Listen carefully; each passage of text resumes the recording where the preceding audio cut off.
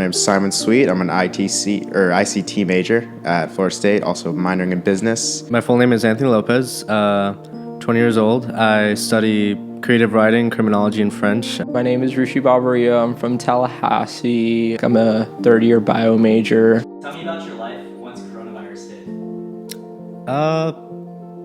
hit. It kind of took a really swift 180. I remember pre-coronavirus, I was doing a lot of activities with the Quidditch team. We had just won regionals and we were setting up for nationals. It was really exciting. And then when Corona hit, it's it all just kind of halted. It went from doing something new every day to sort of months on end of sort of doing the same thing over and over again, just kind of confined in my house, sort of waking up. Being at home for about 5 months was pretty miserable. It was just yeah. And then when I got back to school, I was back on the same, not doing anything, because now when you get back, it's just you're still sitting in your room doing your classes online. So Tallahassee became kind of quiet because everyone went back home for quarantine.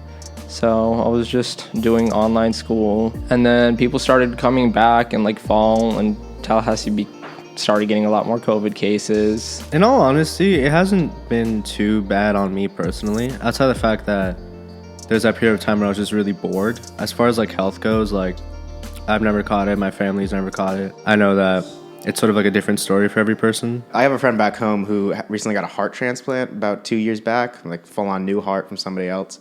And we were going to have plans made over this past winter break with him. 2 days before, we were all going to drive up and we rented this cabin in Georgia. We were all going to hang out there for a weekend. And one of my other friend's parents both test positive for COVID. The whole plan fell apart, just like that. And within 2 days of us being about to go, and it just Georgia trip had to get, it was an $800 refund we didn't get because we rented the cabin through Airbnb, and you only get the cleaning fee back. That was pretty miserable. That was about the worst of it. So that was the worst thing. That was the worst of it. I also got it, but You also got that was not nearly as bad as getting my plans canceled. We sort of have to look at social activities differently.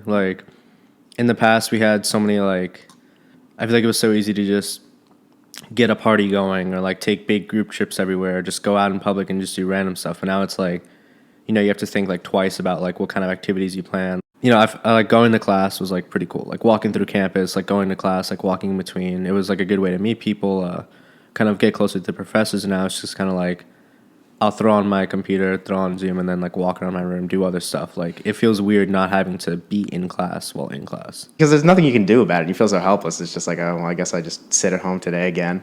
I have a lot of fun. Last semester I got Dean's List just because it was online.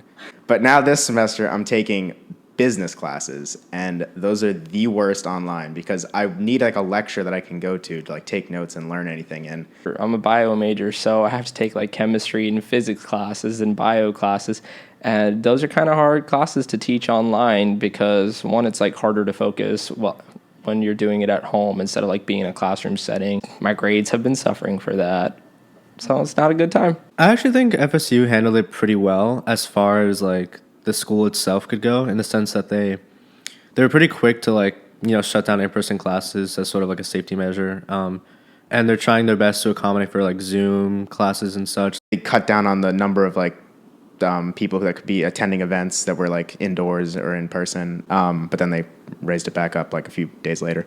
Students haven't been able to have graduations or in-person graduations yet. We're having a bunch of football games and other sporting events. So it kind of seems like they're making sporting a priority over people's educations and the work they put in to have a graduation. They have had pretty strict guidelines, but people haven't been following them. They're trying to kind of keep the school spirit alive by hosting virtual activities, all the stuff we would do normally, but over Zoom and stuff. They're still trying to keep people connected. While maybe the quality isn't always the best, they're kind of trying their best in that regard. So I think as far as school safety guidelines goes, I actually think they've done pretty well. Yeah, and now they have this quarantine dorms, and they put all the kids who are sick in Sally Hall, and it's that's what it's called. It's called the quarantine dorm. It's ridiculous. Do you think the government handled the pandemic well? Absolutely not.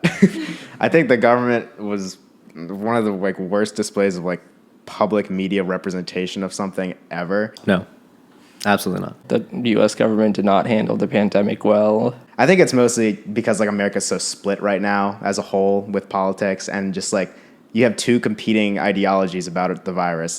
It's a hoax. It's all the numbers are inflated. Everything's just not right, and then the other side saying just wear a mask, stay in stores all the time. A lot of people in the government have referred to it as a hoax or just refused to believe in it, and people are kind of dying. I wish there was a better middle ground that everyone could agree on and just like wear a mask. It's just that easy. Like, You know, like Amazon, Walmart, all those like industries went up. You had places like Chi-Chi shut down, like all these like little like local places to shut down. That sucks because I think if the government just kind of supported a little bit more, just gave everyone a little bit more support, I think that didn't have to happen. Has it taught you anything about your life specifically? I need a lot of attention. You need a lot of. I need a lot of attention. Repeat the question. I don't really know what I've learned necessarily to put it into words, but I've definitely learned self-sufficiency, I guess, living on my own, all alone now. People are social creatures and they want to do things, and it's kind of hard being cooped up and not being able to like hang out with other people or talk to other people. One of the better lessons that me and probably millions of others have learned, you know, kind of enjoy the time you have with people. Being able to hang out with a lot of people at once, just like groups of friends all coming together. Enjoy the moments you have with your friends and like loved ones, because you'll never know when they just kind of just leave.